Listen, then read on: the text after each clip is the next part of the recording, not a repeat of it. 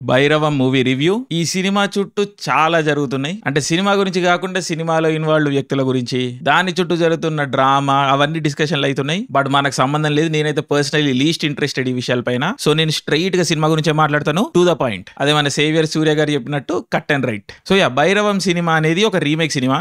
సూరి తమిళ సినిమా అంట something. Original movie నేను చూడలేదు, బట్ భైరవం చూసిన తర్వాత ఆ సినిమా నాకు చూడాలనిపిస్తున్నది. ఎందుకంటే మూల కథ బాగున్నది సినిమాది. ప్రాపర్ గా తీస్తే ఇది ఒక మంచి డ్రామా ఉన్న సినిమా. అండ్ ఈ భైరవం సినిమాలో ఉన్న థీమ్ ఇవన్నీ తీసుకొని సరైన ఎలిమెంట్స్ పెట్టుకొని ప్రాపర్ గా ఒక మంచి ఎంగేజింగ్ సినిమా తీసుంటే భైరవం సినిమా కూడా చాలా బాగుండేది. ఈ కోర్ ఫ్యామిలీ ఆడియన్స్ బాగా చూసేవాళ్ళు ఈ సినిమాని, పైగా సమ్మర్ కూడా. సో మంచి ఆపర్చునిటీ ఉండే, బట్ మేకర్స్ క్లియర్ గా ఆపర్చునిటీని మిస్ చేసుకున్నారు. ఎగ్జిక్యూషన్ లెవెల్లో చాలా దారుణంగా ఫెయిల్ అవుతుంది భైరవం సినిమా.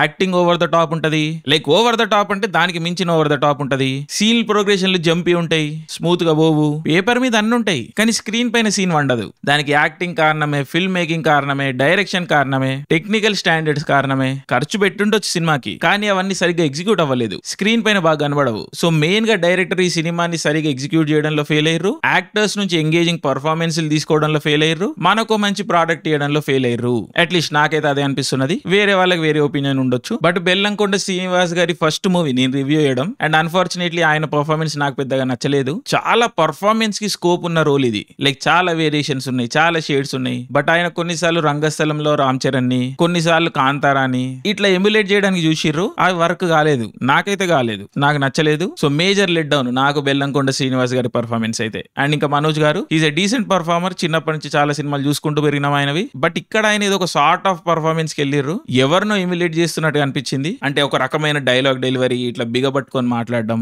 ఏమో మరి అది డైరెక్టర్స్ చాయిస్ ఆయన చాయిస్ తెలీదు. అగైన్ లెట్ డౌన్, పెద్దగా వర్క్ కాలేదు ఆ పర్ఫార్మెన్స్ కూడా. సో మేబీ ఆయన నెక్స్ట్ ఫిల్మ్ లో చూద్దాం. మీరాయి కూడా వస్తుంది, దాంట్లో maybe will get a better performance ఏమో. ఇంకా నారా రోహిత్ గారి గురించి నాకు పెద్ద చెప్పడానికి ఏం లేదు. ఆయన పర్ఫార్మ్ చేస్తారని ఎక్స్పెక్టేషన్స్ కూడా నాకేం లేకుండే. సో హీరోయిన్లు ఉన్నారు. అదితి శంకర్ గారి పర్ఫార్మెన్స్ నాకు పెద్దగా ఏం అనిపించలేదు. జస్ట్ పాటల కోసం ఉన్నారు ఆవిడ. చాలా చోట్ల రంగస్థలంలో సమంత గారిని ఎమ్యులేట్ చేయడం చూసిర్రు. అగైన్ పెద్ద వర్గా లేదు. అండ్ ఇంకొక సినిమాలో ఆనంది గారు అండర్ యూటిలైజ్ అయ్యారు. ఆవిడ చాలా బాగుంటారు, డీసెంట్ పర్ఫార్మర్, కానీ ఆవిడకి సరైన రోల్స్ పడట్లేదు. ఇక్కడ కూడా పెద్ద పర్ఫార్మెన్స్ కి స్కోప్ ఉన్న రోల్ ఏం కాదు. That is unfortunate. దివ్య పిల్లే గారు ఉన్నారు, మంగళవారం ఫేమ్. ఆవిడకు ఫుల్ లెంత్ రోల్ వచ్చింది and she was okay, decent. So performances కి మించి టెక్నికల్ గా సినిమాలో మాట్లాడడానికి పెద్దగా ఏం లేదు. అగైన్ ఖర్చు పెట్టుండొచ్చు, కానీ అది స్క్రీన్ పైన అంత మనకు కనబడదు. అంటే కలర్స్ ఉంటాయి, సెట్లు ఉంటాయి, మనుషులు ఇవన్నీ ఉంటాయి, పాటలు ఉంటాయి, బట్ ఇంపాక్ట్ పెద్దగా తెలియదు. బోరింగ్ అనిపిస్తుంది. ప్యాలెట్ బోరింగ్ అనే ఉంటుంది, సినిమా బోరింగ్ అనే ఉంటుంది. బట్ ఒక లెట్ డౌన్ ఏంటంటే మంచి పొటెన్షియల్ ఉన్న కథ వేస్ట్ అయింది అంతే. సో ఎగ్జిక్యూషన్ లో ఫెయిల్ అయిన సినిమా భైరవం. ఇది నా ఒపీనియన్. మీరు చూస్తే మీకేమనిపించిందో కింద కామెంట్స్ లో మెన్షన్ చేయండి. Thank you, love you all, జై హింద్.